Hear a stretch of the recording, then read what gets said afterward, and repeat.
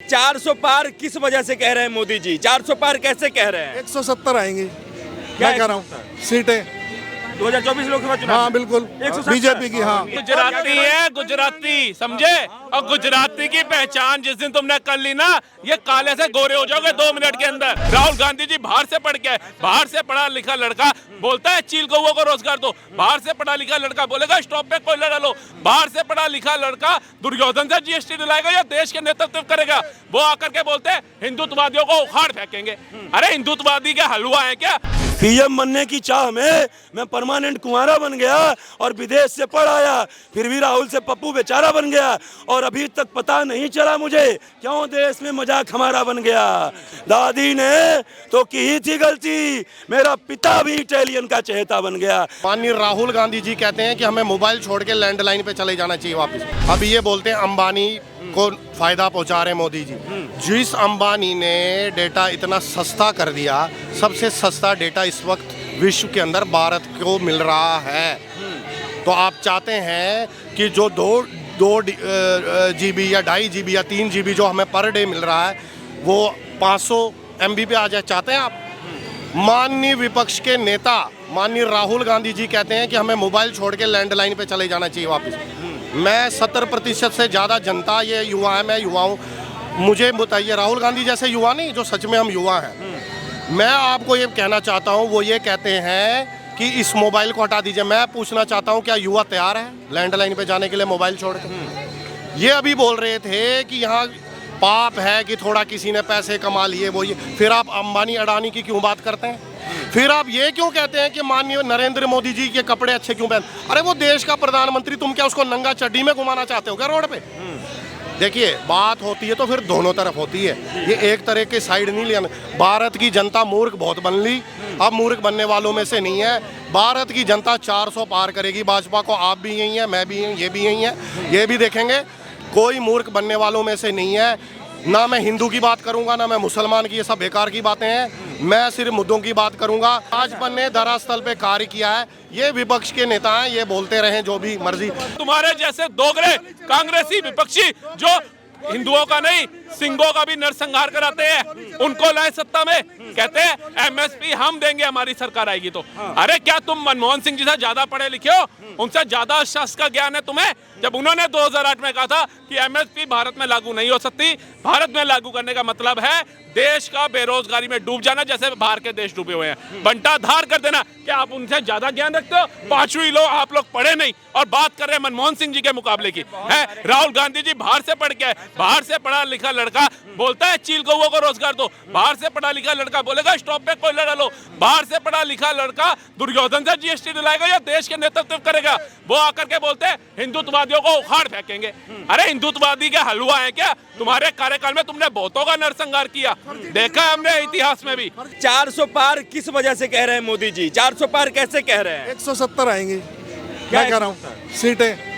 2024 लोकसभा चुनाव हाँ में? बिल्कुल 170 बीजेपी की। हाँ इतना कम क्यों हो जाएगा? कम इसलिए हो जाएगा, ये जितने भी ये सहारे ढूंढ रहे हैं ना, नीतीश कुमार का सहारा है, ये अजीत पवार का सहारा, अपना मांझी का सहारा, जयंत चौधरी का सहारा, ये बैसाखी लेके चल रहे हैं और ये सारे खत्म हो जाएंगे। जो इस बार जनता जाग चुकी है, ये जो पलटू हो रहे हैं ना, पलटू, ये सब खत्म हो जाएंगे, खत्म हो जाएंगे। वो गुजराती है, गुजराती समझे। और गुजराती की पहचान जिस दिन तुमने कर ली ना, ये काले से गोरे हो जाओगे 2 मिनट के अंदर। भैया जी महबूबा मुफ्ती को भी समर्थन दिया था, महबूबा मुफ्ती को भी समर्थन दिया था, 6 महीने में वापसी ले लिया। आज कश्मीर देख लो कहाँ है, जहाँ तिरंगा जला रहे थे ना, आज फुहारे के साथ लहराया जा रहा है। जहाँ कह रहे थे ना कश्मीर बनेगा पाकिस्तान, आज वो हिंदुस्तान में मिलने के लिए तड़प रहे हैं। आज जो पीओके करते थे, हमारे अमित शाह जी डंके की चोट पे कह रहे हैं लेंगे, और 44 सीटें भी आरक्षित कर दी। क्या बात पूरे देश में कह रहे हैं 170 सीट पे ही भाजपा सिमट जाएगी। अरे ये इनको अगर 17 सीटें 40 है 40 सीटें 7 भी कांग्रेस की, 40 से 44 सीटें हैं, 7 भी आ जाएंगी ना, ये भी यहीं होंगे, मैं भी यहीं होऊंगा सर। इनके खुद की सोनिया गांधी जी, बाप दादा माई अम्मा जितने हैं सब लगा ले, 4 सीट से ऊपर नहीं आएगी कांग्रेस की।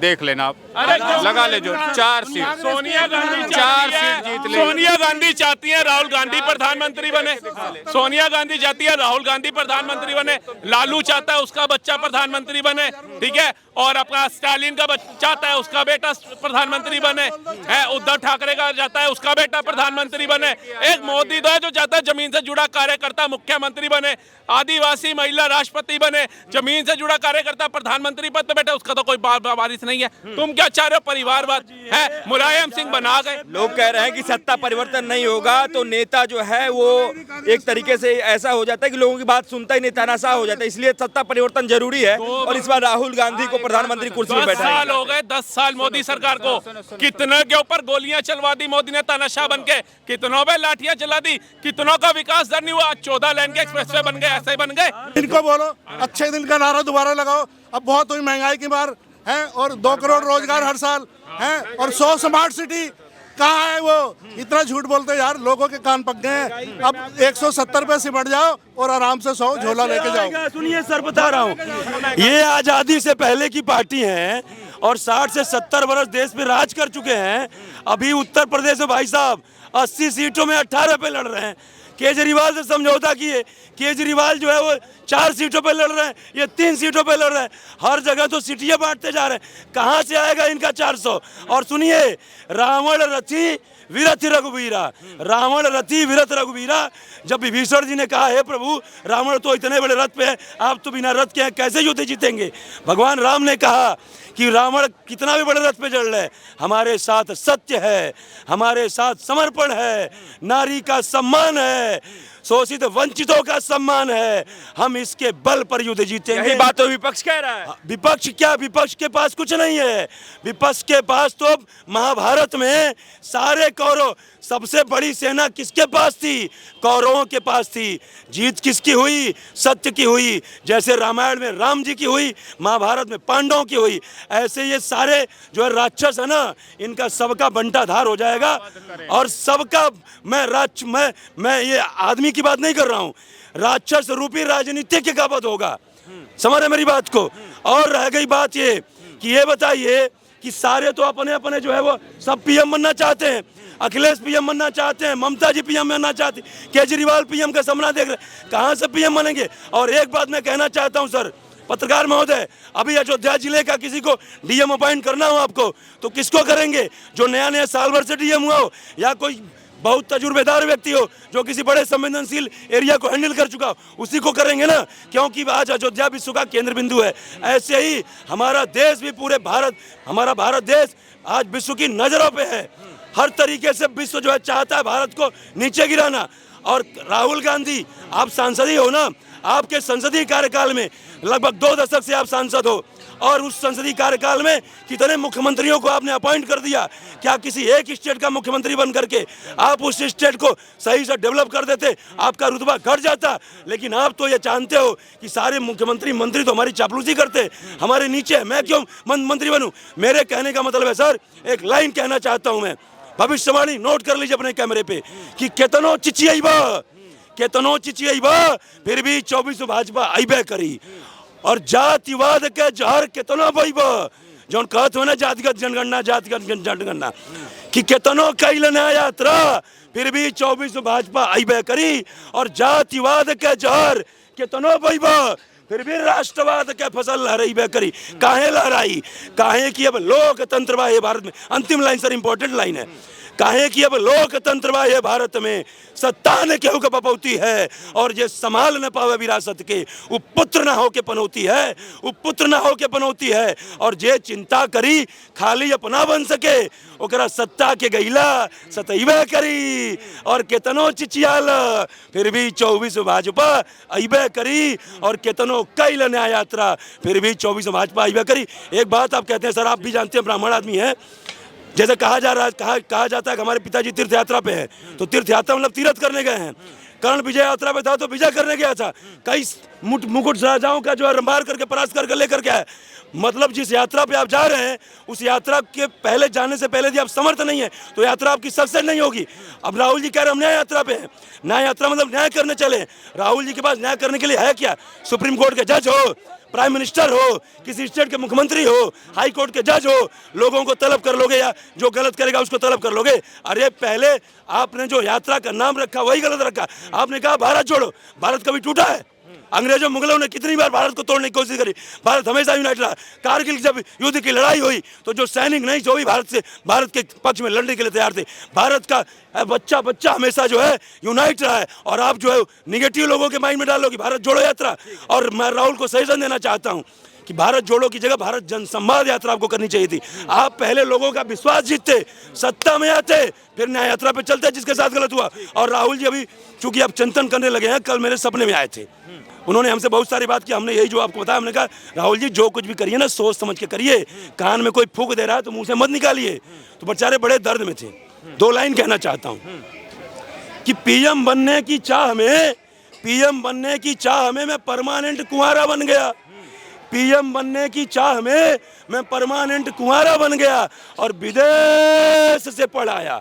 कहाँ ऑक्सफोर्ड से कि विदेश से पढ़ आया, फिर भी राहुल से पप्पू बेचारा बन गया। पीएम बनने की चाह में मैं परमानेंट कुंवारा बन गया और विदेश से पढ़ आया, फिर भी राहुल से पप्पू बेचारा बन गया। और अभी तक पता नहीं चला मुझे क्यों देश में मजाक हमारा बन गया। और ऐसी क्या खता हुई थी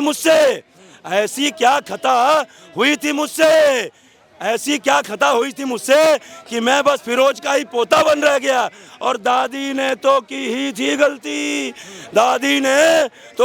गलती, मेरा पिता भी इटालियन का चहेता बन गया। आज राहुल जी को एहसास हो रहा है कि काश ये नहीं हुआ होता तो कुछ थोड़ा सा हमारे ऊपर जो है भगवान की भी कृपा होती। कहाँ के रहने वाले हैं सर? मैं सिरसा हरियाणा से। अच्छा एक बात बताइए सर, चुनाव नजदीक है, प्रधानमंत्री किसे बनाना चाह रहे हैं आप लोग? आप दूसरा नाम बता दीजिए। दूसरा अगर मोदी जी के अलावा कोई नाम है तो बता दीजिए, आप ही बता दें। नेता कमी थोड़ी ना है देश में सर, नेता तो बहुत सारे हैं, इतनी सारी पार्टीज है उसके में भानुमति का कुनबा है। वो तो उनकी तो मेंढकों की लड़ाई है, एक ऊपर चढ़ता है दूसरा नीचे से टांग खींचता है। ऐसा नहीं है। मोदी साहब आएंगे, तीसरी बार आएंगे और देश बहुत स्पीड से आगे बढ़ रहा है, विकास हो रहा है बहुत स्पीड से।